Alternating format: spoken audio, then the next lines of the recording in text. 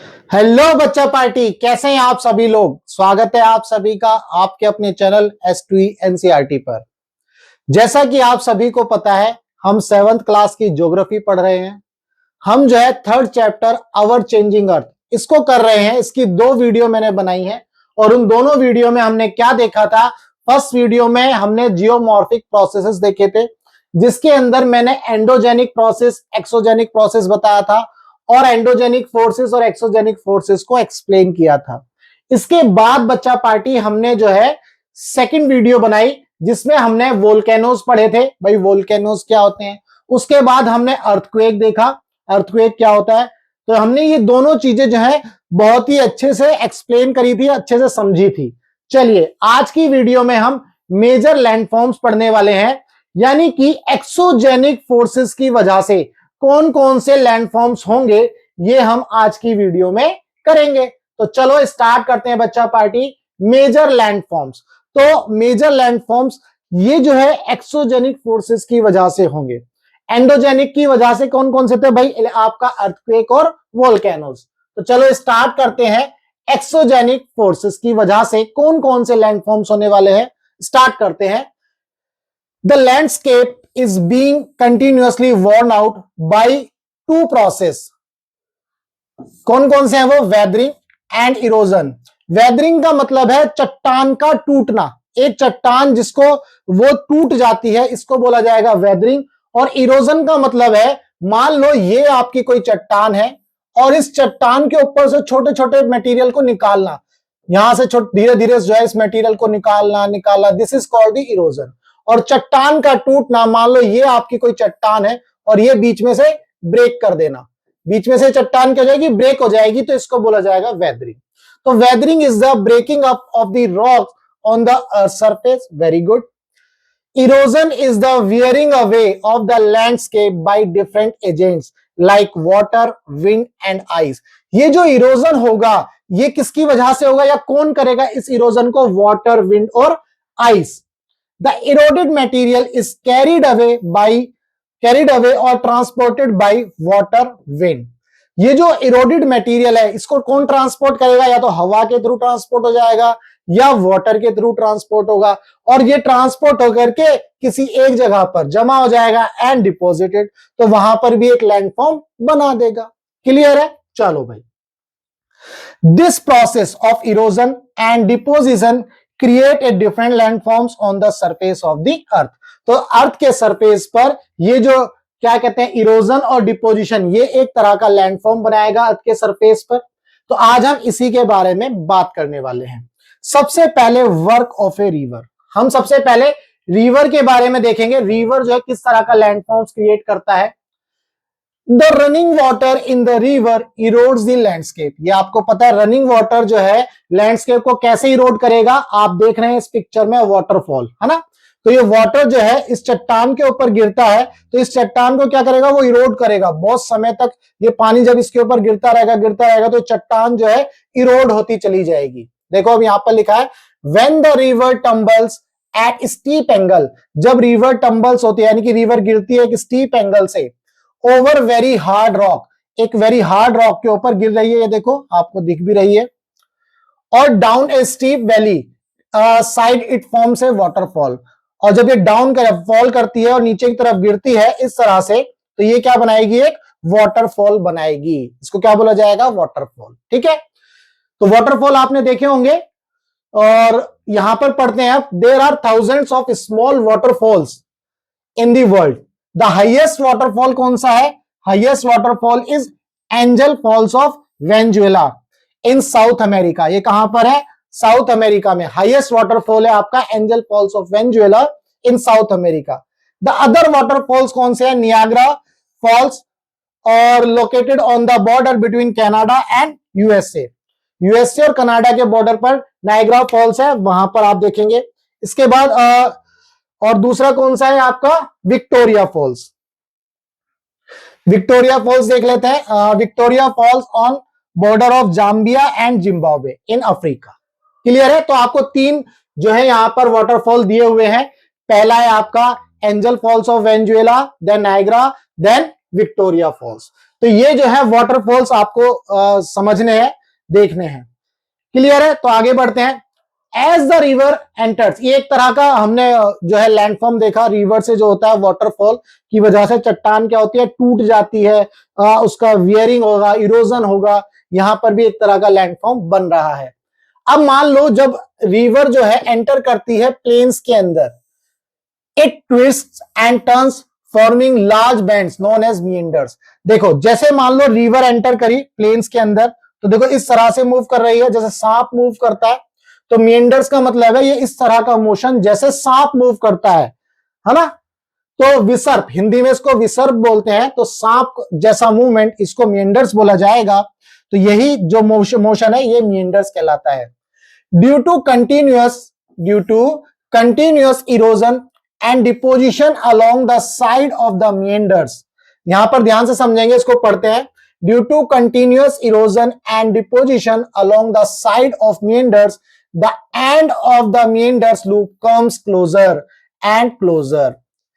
In due course of time, the meander loop cuts off from the river and forms a cut-off lake, also called Oxbow Lake. इसका क्या मतलब है, इसको समझेंगे। मान लो भाई ये रिवर जो है प्लेन के ऊपर ऐसे जा रही थी, ये meander का फॉर्मेशन है, ठीक है। मान लो ये meander का फॉर्मेशन है। अब क्या होगा, ये जब रिवर जा रही थी, अब ये बहुत ज्यादा स्टीप मूव लेगी इस तरह से, ठीक है। अब क्या होगा, ये जो बैंड्स हैं, यहां पर जो बैंड्स आ रहे हैं, ये देखो यहां पर बैंड, यहां पर बैंड, यहां पर बैंड, जो रिवर का जो बैंड आ रहा है इसी को बेसिकली मीएंडर बोला गया है। अब क्या होगा, जब ये रिवर मूव कर रही थी तो रिवर क्या करेगी, जब इस तरह से मूव करेगी ये, ठीक है भाई। तो अब आप यहां देखो इस वाले डायग्राम, अगर मैं इसको देखूं और इस डायग्राम को देखूं यहां पर, तो आपको क्या दिख रहा है बच्चा पार्टी, ध्यान से देखो, डायग्राम की मदद से समझो इसको। ये देखो यहां पर ये वाला डायग्राम और यहां पर ये वाला जो डायग्राम है, ये जो एंड है ये क्या हो गए, क्लोज आ रहे हैं। ये मीएंडर के जो लूप है, ये देखो यहां लिखा है ना, along the sides of the meander the ends of the meander loop comes closer। ये जो लूप है ये क्या होंगे, क्लोज आते चले जाएंगे। तो अब नेक्स्ट में क्या होगा, जब ये क्लोज आएंगे तो देखो ये क्या होने वाला है, ये इस तरह से आ जाएगा, ये गया, ये मिल जाएगा इस तरह से। अब जो रिवर का वाटर है वो कैसे फ्लो होना शुरू कर देगा, अब वो ऐसे फ्लो ना होकर के ये जो है इसके साथ सीधा सीधा फ्लो करना शुरू कर देगा। ये जो रिवर का वाटर है ये सीधा सीधा इसके साथ फ्लो करना शुरू कर देगा। तो ये वाला जो पोर्शन है ये अलग हो जाएगा। भाई बच्चा पार्टी ध्यान से देखो, ये वाला पोर्शन क्या हो जाएगा आपका, अलग हो जाएगा। ये वाला पोर्शन आपका अलग हो जाएगा। और जैसे ही ये पोर्शन अलग होगा ये क्या बनाएगा, एक ऑक्सबो लेक। क्लियर है? तो यहां पर इस तरह से आपको ये चीजें समझनी है।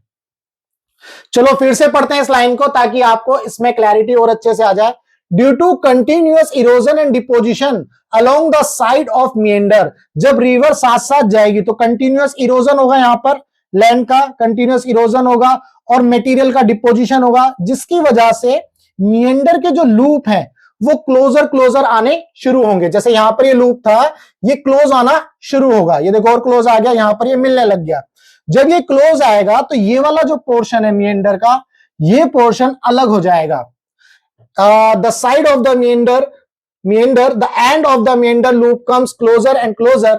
In due course of time, the meander loop cut off from the river and form a cut-off lake, also called Oxbow Lake. इसको क्या बोला जाएगा, Oxbow Lake। वेरी गुड, समझ में आ गया। चलो तो बच्चा पार्टी ध्यान से समझेंगे आगे। At times the river overflow its bank, this leads to flooding of the neighbouring areas. अब जैसे ये रिवर जो है अब ये रिवर क्या होगी, at times the river overflow, river में जैसे पानी जब बहुत ज्यादा हो जाएगा तो क्या हो जाता है, ओवरफ्लो हो जाता है। ओवरफ्लो होता है तो आसपास के एरिया में क्या होता है, आसपास के एरिया में जैसे इस रिवर में मान लो इसकी कैपेसिटी कुछ थी, मतलब मान लो 100 लीटर थी या है ना, तो अब आपने इसमें बहुत सारा पानी छोड़ दिया, यानी कि रिवर में वाटर ओवरफ्लो होने लगा तो वो बाहर आने लगेगा। तो क्या होगा, आसपास के एरिया में क्या आ जाएगा बेटा, फ्लड आ जाएगा। क्या आ जाएगा, फ्लड आ जाएगा। तो flooding of the neighbouring area, as it floods it deposits layers of fine soil and other material called sediments along its banks। तो जैसे जैसे ये फ्लड चलता रहेगा, ये अपने साथ क्या क्या लेकर के आएगा, सेडिमेंट्स। और ये सेडिमेंट्स क्या होंगे, इस रिवर के अलोंग क्या होंगे, इकट्ठे होते चले जाएंगे, इकट्ठे होते चले जाएंगे। तो ये एक हाइट बनती चली जाएगी, ये राइज होंगे, है ना। देखो, तो soil and other material called sediments along its bank, अपने किनारे, नदी जो अपने किनारे किनारे जो मटेरियल जमा करती जाएगी, वो जमा करते हुए वो जो मटेरियल है वो ऊपर उठता चला जाएगा, वो राइज होगा। This leads to formation of a flat fertile flood plain. The raised banks are called the levees. तो जब नदी अपने साथ जो है, जब नदी में ओवरफ्लो होता है तो आसपास के एरिया में क्या आएगा, बाढ़ आएगी। तो जो मटेरियल नदी अपने साथ ला रही थी, यानी कि सेडिमेंट्स, वो बैंक के किनारे इकट्ठे करती चली जाएगी। जब बैंक के किनारे इकट्ठे करती चली जाएगी तो ये मटेरियल क्या होगा, रेज हो जाएगा और यहां से नदी फ्लो होगी। तो यहां पर इसको क्या बोला जाएगा, फ्लड प्लेन। और ये वाला जो राइज पोर्शन है इसको क्या बोला जाएगा, आपका लीवीज। क्लियर है। As the river approaches the sea, जब रिवर सी के पास पहुंचेगी, समुद्र के पास, the speed of the flowing water decrease, जो वाटर है, रिवर का वाटर है, उसकी स्पीड क्या हो जाएगी बेटा, डिक्रीज हो जाएगी, धीरे धीरे चलने लगेगी। एंड इसके बाद आगे, and the river begins to break up into a number of streams called distributaries. आप देखो इस डायग्राम में, यहां पर मेन रिवर आई, अब ये मेन रिवर क्या होती है, डिस्ट्रीब्यूट होना शुरू हो गई, है ना, ब्रेक हो जाती है नंबर ऑफ स्ट्रीम्स में, जिसको हम क्या बोलते हैं, डिस्ट्रीब्यूटरीज। इन सभी को डिस्ट्रीब्यूटरीज ही बोला गया है। ठीक है बेटा, आगे, the river becomes so slow, यहां इस डिस्ट्रीब्यूटरीज में क्या होता है, रिवर जो है बहुत ही स्लो हो जाती है, that it begins to deposit its load, और ये अपना जो लोड है वो क्या होती है, डिपोजिट करना शुरू करती है। Each distributaries form its own mouth, सभी डिस्ट्रीब्यूटरी का देखो अपना अपना माउथ है, यहां पर माउथ है, इसका माउथ यहां, इसका माउथ यहां, इसका माउथ यहां पर, इसका माउथ यहां पर, और इधर जो है आपका क्या है, सी। ये पूरा क्या है बेटा, सी। सी में जाकर के मिल गई है ना। The collection of sediments from all the mouth forms a delta. अब ये जितना भी कलेक्शन होगा, यहां से जितना भी सेडिमेंट्स आएगा, ये सेडिमेंट्स आएगा, ये सेडिमेंट्स आएगा, तो यहां पर ये क्या हो गया, इकट्ठा हो गया, ये क्या हो गया, इकट्ठा हो गया। तो इसी को क्या बोला गया है बेटा, डेल्टा। और बाकी ये समुद्र का ही पोर्शन है, सी का पोर्शन है, इसी को बोला गया है डेल्टा। तो ये था वर्क ऑफ रिवर, जिसमें हमने देखा रिवर किस तरह से इफेक्ट डालती है लैंडफॉर्म बनाने में। क्लियर है बेटा। तो ये थी रिवर की बात। अब हम आगे बढ़ेंगे, आगे देखेंगे आगे क्या है, वर्क ऑफ सी वेव, समुद्र की जो वेव है वो किस तरह से काम करती हैं लैंड फॉर्मेशन में, इसको भी देखेंगे, एक एक करके समझेंगे बेटा ध्यान से। चलो, the erosion and deposition of the sea wave give rise to coastal landforms. जो इरोजन होगा और डिपोजिशन होगा ऑफ सी वेव का give rise to coastal landform, coastal landform बनेंगे। सी वेव जो होती है कंटिन्यूअसली स्ट्राइक करती है एट द रॉक। ये क्या होंगी, जो जितनी भी सी वेव होंगी ये रॉक के ऊपर क्या करेंगी, स्ट्राइक करेंगी। क्रैक डेवलप्स, और उन रॉक के ऊपर क्या आ जाएगा, क्रैक डेवलप हो जाएगा। Over the period of time they become larger and wider, वो जो क्रैक है वो बड़ा होता चला जाएगा और चौड़ा होता चला जाएगा। Thus hollow like caves are form on the rock, जिसको हम क्या बोलेंगे, सी केव्स, जिसको क्या बोलेंगे, सी केव्स। देखो मान लो यहां से नदी का समुद्र की वेव आई और इस रॉक के ऊपर टकराएगी, फिर से आई, फिर से टकराएगी। जब बहुत समय बाद यहां पर क्या होगा, ये केव बन जाएगी। क्या बन जाएगी, केव, होलो स्ट्रक्चर बन जाएगी। कैसी बन जाएगी, होलो स्ट्रक्चर, और इसके अंदर क्रैक्स डेवलप होंगे, यहां से मटेरियल निकलता चला जाएगा और एक केव बनेगी, है ना। इसको क्या बोला जाएगा, sea cave. As this cavity becomes bigger and bigger only the roof of the cave remains. अब और काफी समय के बाद ये कैविटी इस तरह की बन जाएगी, यानी कि इसके अंदर से समुद्र का पानी पास हो जाएगा और ये दूसरी साइड चला जाएगा, है ना, इधर को आ गया मान लो। तो यानी कि अब इसको क्या बोला जाएगा, सी आर्च, इसको क्या बोला जाएगा, sea arches, thus forming sea arches. Clear है। चलो, further erosion breaks the roof, अब आगे भी इसका इरोजन होगा। देखो सी वेव जो है इसको इरोड ही कर रही है अभी भी। Further the erosion breaks the roof and only walls are left. अब और इरोजन होगा इसका, और इरोजन होगा तो ये जो पूरा पोर्शन है ये वाला पोर्शन हट जाएगा। तो अब ये दो अलग अलग चट्टान बन जाएंगी। जैसे ये देखो, ये अलग, बीच में से यहां से निकल गया सारा मटेरियल और यहां से अब पानी पास हो रहा है, वाटर पास हो रहा है, तो ये एक अलग चट्टान बन गई, सिंपल लाइक ए पिलर। इसको क्या बोला गया है? स्टैक। क्या बोला गया इसको? Stack. These wall like features are called stacks. ठीक है भाई। The steep rocky coast rising almost vertical above the sea water is called sea cliff. Sea cliff क्या होता है? The steep rocky coast, coast होता है ना भैया, कोस्ट के पास क्या होता है? जो रॉक्स होती हैं वो स्टीप होती हैं, खड़ी हो जाती हैं। देखो इसका डायग्राम में दिखाता हूं, इनको बोला जाता है सी क्लिफ। ये देखो स्टीप रॉक्स है ना, ये आपका सी है, ये आपका यहां पर सी है, और यहां पर ये रॉक देखो स्टीप है, बिल्कुल सीधी खड़ी हुई है। ये रॉक्स कैसी हैं? बिल्कुल सीधी खड़ी हुई हैं। ये भी एक लैंडफॉर्म है, सी के पास आप देखोगे। ठीक है, चलो, तो इसको क्या बोला जाता है? Sea cliff. क्या बोला जाता है इसको? Sea cliff. The sea waves deposit sediments along the shore forming beaches. अब बीचेस कैसे बनते हैं? जो सी है, समुद्र के किनारे जो है क्या सेडिमेंट्स जो है इकट्ठे होते हैं, तो वहां पर रेत ही रेत होता है। आपने देखा होगा बीचेस, अगर आप कभी गए होंगे तो बीच पर क्या होता है? रेत ही रेत होता है। तो वहां पर बीच कैसे बना? समुद्र जो है सेडिमेंट्स ला करके वहां पर इकट्ठे कर देती है ना। तो ये आ गए आपके बीचेस। चलिए, तो बच्चा पार्टी हमने दो लैंडफॉर्म्स पढ़े, रिवर की वजह से और सी की वजह से। आगे पढ़ते हैं वर्क ऑफ आइस। अब आइस का कैसे काम होगा इसको समझो बेटा। अब आइस कैसे वर्क करेगी लैंडफॉर्म बनाने में? देखो, glaciers are rivers of ice. Glaciers are rivers of ice, है ना भाई। ग्लेशियर रिवर है आइस का, which to erode the landscape by bulldozing soil and stone to expose the solid rock below. जब ये बर्फ जो है, देखो आप डायग्राम में देखो, ये बर्फ जो है इस तरह से नीचे की तरफ आएगी। मूवी भी देखी होगी आपने, कोई अंग्रेजी मूवी या बॉलीवुड या हॉलीवुड मूवी जिसमें बर्फ गिरती है, तो वो साथ में जो है ना चट्टान होती है, रॉक होती है, उसके मटेरियल को भी क्या करती है? इरोड करती है। उसके मटेरियल को वो क्या करेगी? इरोड करके लाएगी। ठीक है, ये वही लाइन लिखी हुई है। Glacier carve out deep hollow there. वहां पर ग्लेशियर क्या करेंगे?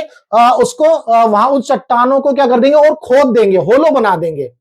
एज द आइस मेल्ट्स, जब ये आइस मेल्ट होगी, they get filled up with water and become beautiful lakes. और ये क्या बन जाएंगे? वहां पर जो बर्फ है अगर वो पिघल जाएगी तो वहां पर एक ब्यूटीफुल लेक्स बनेगी।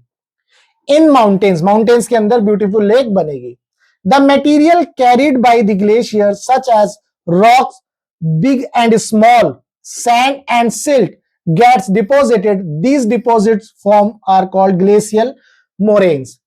तो जो मटेरियल ग्लेशियर्स या बर्फ जो है चट्टान का तोड़ करके लेकर के आई थी, वो जो मटेरियल है वो कहीं पर जाएगा, कहीं पर ट्रांसपोर्ट होगा, कहीं जाकर के वो डिपॉजिट हो जाएगा।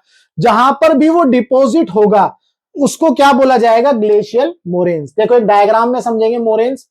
इस डायग्राम में देखो भाई, मान लो यहां से ग्लेशियर्स आए थे, यानी कि जो ग्लेशियर है यहां से ऐसे आया, ठीक है। तो जब ये पहाड़ को काटता हुआ, चीरता हुआ जो है यहां पर आया, तो ये पत्थर जो है यहां पर इकट्ठे हो गए और देखो ये राइज हो गई, ये एक दीवार बन गई पूरी की पूरी।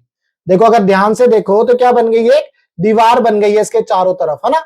ये पूरी की पूरी एक दीवार बन गई।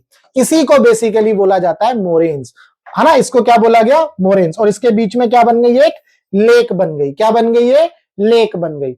अब ये जो पानी है जब ठंडा होगा तो यहां से निकलेगा, बेसिकली आइस जब वाटर में कन्वर्ट होगी तो ये वाटर यहां से निकलेगा। तो साथ में ये अपने ये मोरेन्स के मटेरियल को भी लाता है। तो यहां पर मोरेन्स के डिफरेंट टाइप्स होते हैं, जैसे लेटरल मोरेन्स, लॉन्गिट्यूडनल मोरेन्स, है ना। यहां पर ट्रांसवर्स मोरेन्स, इस तरह के जो है इसके नाम होते हैं। ये सब आप बड़ी क्लासेस में पढ़ोगे, बट मोरेन्स आपको समझना है जो बर्फ थी या ग्लेशियर्स थे जो चट्टानों को तोड़ रहे थे, जो रॉक थे, उसके पत्थर थे, उसके सेडिमेंट्स थे, वो जब सेडिमेंट्स जो है ग्लेशियर के साथ साथ नीचे आते हैं तो ये क्या होता है, साइड में किनारों पर इकट्ठे हो जाते हैं, और जब साइड में ये किनारों पर इकट्ठे हो जाएंगे तो ये क्या बनाएंगे, इस तरह का एक स्ट्रक्चर बना लेते हैं ना, देखो, और बीच में ये क्या बन गई, एक लेक बन गई। ये जो ग्लेशियर्स है ये जब यहाँ पर वाटर में कन्वर्ट होगा तो ये लेक बना देंगे। तो इसी स्ट्रक्चर को क्या बोला गया है, मोरेन्स। क्लियर है बेटा? तो ये आपको पता चला कि मोरेन्स क्या होता है। अब हम आगे बात करते हैं बेटा, नेक्स्ट लास्ट है वर्क ऑफ विंड। विंड कैसे काम करती है लैंडफॉर्म बनाने में। भाई आपने डेजर्ट तो देखा होगा, है ना? तो डेजर्ट में क्या होता है, जो एक्टिव एजेंट है डेजर्ट के अंदर इरोजन और डिपोजिशन के लिए, वो कौन है, विंड है। In desert you can see rocks in shape of mushroom. किस शेप में आप देख सकते हो, मशरूम की शेप में, यानी कि इस शेप में आपको वो दिखेगी, क्या दिखेगी, रॉक्स दिखेंगी, है ना? इनको क्या बोला जाएगा, मशरूम रॉक्स। क्या बोला जाएगा इनको, mushroom rocks. Winds Erode the lower section of the rock. Wind क्या करती है, ये जो लोअर सेक्शन है रॉक का, इसको इरोड करेगी। देन दी अपर पार्ट को छोड़ करके लोअर पार्ट को इरोड करेगी, तभी तो ये इस शेप में बन जाता है, मशरूम की शेप में। Therefore such rocks have narrower base, इसका जो बेस है वो पतला है, एंड वाइडर टॉप, इसका जो टॉप है वो चौड़ा है। ठीक है, इसको बोला गया mushroom rocks. When the wind blows, जब हवा फ्लो करेगी, it lifts and transport sand from one place to another place। जब हवा जो है यहां पर डेजर्ट के अंदर चलती है तो जो सैंड होगा वो सैंड को ट्रांसपोर्ट करेगी और एक जगह ले जाकर के डिपोजिट कर देगी। When it stops blowing, the sand falls and gets deposited in low hills like structure. These are called the sand dunes। जब हवा जो है ब्लो करना या बहना बंद कर देगी तो वो हवा जो अपने साथ सैंड के पार्टिकल्स ला रही थी, वो पार्टिकल्स भी वहीं गिर जाएंगे और वो क्या होंगे, डिपॉजिट होना शुरू कर देंगे। डिपॉजिट हो जाएंगे तो एक हिल लाइक स्ट्रक्चर बनेगा। कैसा स्ट्रक्चर, हिल लाइक स्ट्रक्चर। इसको क्या बोला जाएगा, सैंड ड्यून्स। ये जो सैंड ड्यून्स है ये कैसे बनेगा अभी हम देखेंगे, फिर से एक डायग्राम देखेंगे। ठीक है, आगे। When the grains of sand are very fine and light, जब जो ग्रेन्स होंगे सैंड के वो बहुत ही फाइन और हल्के होंगे तो विंड क्या करेगी, उनको बहुत दूर तक ले जाएगी, वेरी लॉन्ग डिस्टेंस, उनको बहुत दूर तक ले जाएगी। When such sand is deposited in large area, it is called loess. क्या बोलते हैं इसको, लोएस भी बोल सकते हैं, लेसिस भी बोल सकते हैं, लोएस जो भी आप बोल सकते हो। Large deposits of loess is found in China, ये चाइना में पाए जाते हैं। अब एक डायग्राम से समझने की कोशिश करते हैं बच्चा पार्टी। यहां पर आपको एक डायग्राम जो है दिख रहा होगा, इस डायग्राम में अच्छे से देखेंगे बेटा। देखो यहां से जैसे ये डस्ट सोर्स है ना, ये डस्ट सोर्स है, ये सेडिमेंट्स है, हवा जो है इनको लेकर के जाती है और ये लेकर के आ गई। अब हवा अगर ज्यादा दूर तक नहीं जाएगी, थोड़ी दूर तक जाएगी तो सैंड के पार्टिकल्स यहीं पर डिपॉजिट हो गए, तो एक छोटा सा हिल बना, ज्यादा बड़ा नहीं, छोटा सा हिल, इसी को बोला जाएगा सैंड ड्यून्स। अब मान लो ये पार्टिकल जो है यहां से उठते हैं और ये जो है पार्टिकल लॉन्ग डिस्टेंस तक जाते हैं, ये देखो इस तरह से लॉन्ग डिस्टेंस तक जाएंगे और ये पार्टिकल अब यहां जमा होते चले जाएंगे। तो अब इनका जो साइज है वो बढ़ता जा रहा है, बढ़ता जा रहा है, बढ़ता जा रहा है, एक हिल लाइक स्ट्रक्चर बन गया, है ना। ये लार्ज डिस्टेंस पर हो रहा है, ध्यान रखना, ये लॉन्ग डिस्टेंस पर हो रहा है और जो सैंड ड्यून्स है शॉर्ट डिस्टेंस पर हो रहा है। सैंड ड्यून्स शॉर्टर डिस्टेंस पर ही क्रिएट हो जाएंगे और जो लोएस है वो लार्ज डिस्टेंस पर होंगे। तो लोएस्ट डिपोजिशन कैसे हुआ, अब आपने देख लिया। जो डस्ट पार्टिकल है लॉन्ग डिस्टेंस तक ट्रेवल करेंगे और यहां पर इकट्ठे होंगे, इकट्ठे होने के बाद यहां पर एक हिल लाइक स्ट्रक्चर बनाएंगे जिसको लोएस बोला जाएगा। क्लियर है? तो ये है आपका बच्चा पार्टी वर्क ऑफ विंड, जिसके अंदर दो चीजें आएंगी, सैंड ड्यून्स और लोएस, और यहां पर मशरूम रॉक्स के बारे में हमने पढ़ा। तो बच्चा पार्टी उम्मीद करता हूं आपको जो मेजर लैंडफॉर्म्स है ड्यू टू एक्सोजेनिक फोर्सेस ये क्लियर हो गया होगा। अगर आपको ये चीज क्लियर हो गई तो इसका मतलब ये चैप्टर जो है अब फिनिश हो गया। तो बच्चा पार्टी उम्मीद करता हूं ये सारी चीजें क्लियर हो गई। अब जो है हम नेक्स्ट लेक्चर में इसके क्वेश्चंस करेंगे। तो अगर आपको ये सारी चीजें क्लियर हो गई बच्चा पार्टी, तो वीडियो को लाइक करना और ज्यादा से ज्यादा शेयर जरूर करना। और बेल आइकन को जरूर प्रेस करना ताकि आपको लेटेस्ट वीडियो का नोटिफिकेशन मिलता रहे।